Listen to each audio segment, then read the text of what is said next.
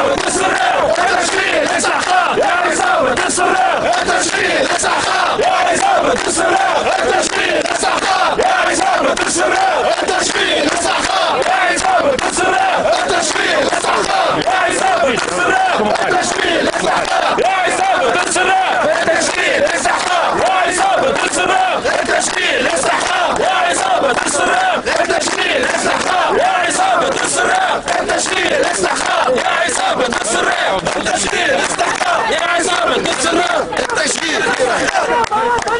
شغل حرية كرامة وطنية شغل حرية كرامة وطنية شغل حرية كرامة وطنية شغل حرية كرامة وطنية شغل حرية كرامة وطنية شغل حرية كرامة وطنية شغل حرية كرامة وطنية شغل حرية كرامة وطنية شغل حرية كرامة وطنية شغل حرية كرامة وطنية شغل حرية كرامة وطنية شغل حرية كرامة وطنية شغل. ولخص في النهاية معناها نقول أنه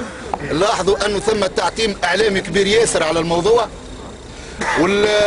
إذا الأفضل أنها الناس تعالج الأزمة ما تعتمش على الإعلام، لأنه أي مرض إذا كان ما تداويش في وقته راهو معناها يفضي إلى تبعات مش باهية. وهذا علاش أنه على كافة الأطراف أن تتحمل كامل مسؤولياتها في معالجة الأزمة معالجة جذرية، وما ثماش معناها علاج يجيب المسكنات. وشكرا.